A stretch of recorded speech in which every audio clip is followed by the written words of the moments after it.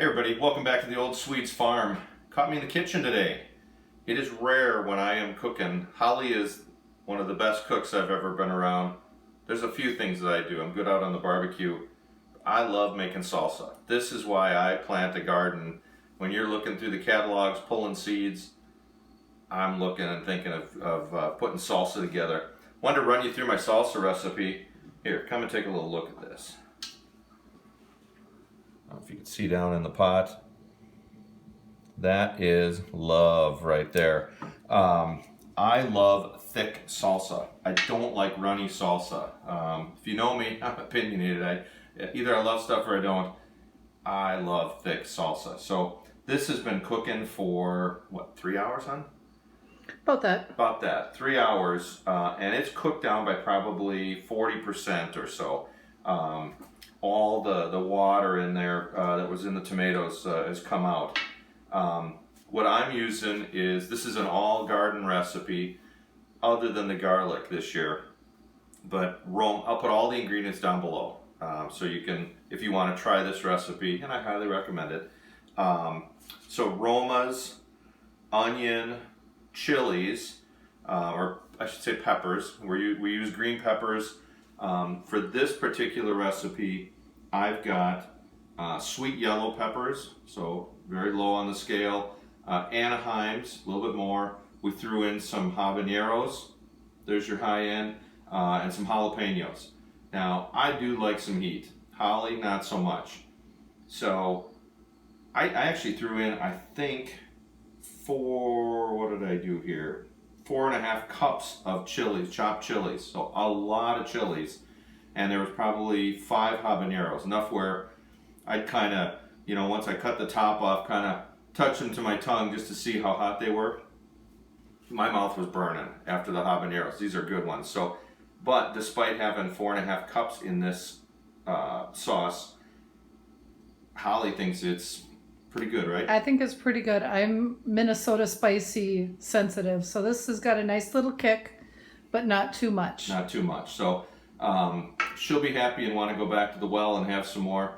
I can always add some spice to it if I want to. So pretty good. I've got a couple things that I add in here. Apple cider vinegar. I want kind of a salsa that, although it's thick, start with the sweet, end with the heat kind of thing. Gives it that sweetness to it and a little bit of acidity. Throw in some Worcestershire. Holly said, yeah, it gives it that umami, meaty, adds a little body to it. I do like that. There's I don't know, not good at describing the flavor of Worcestershire, but it does add some to it. Other than that, oregano out of the garden, Holly's herb garden.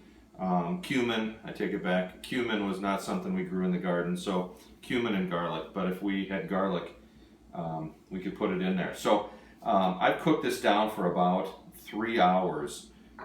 Really got it good and thick. Now I'm just going to can it up.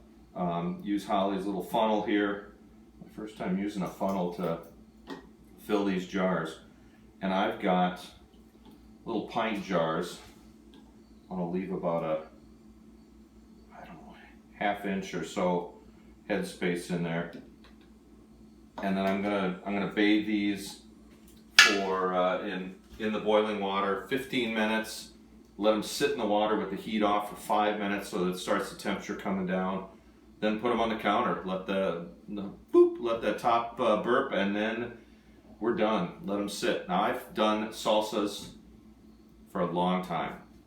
And I've still got salsa downstairs from a long time. We'll pull a jar out from, say, 2012, so 9 years ago. It's still good. It's still good. It saves so long. I love my salsa. Some other things you could do to it. If you want to add a little spice or something different with the spice factor, I have taken the jalapenos and smoked them on my grill. And once you smoke it, adding that smokiness in with the heat, some people love it, some people don't. So that's one of those things that divides people. You could add a little fruit in there. I did add some pineapple one time, so something totally different. Again, that sweet with the heat.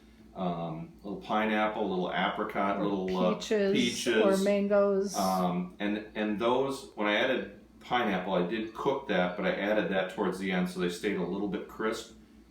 I've never done the peaches, so I'm not sure how long I would cook those. If I'm cooking at 3 hours, I'm not sure I'd put peaches in there for 3 hours. So something to try. But hey, if you've got a great recipe, throw it down in the bottom and share your ideas.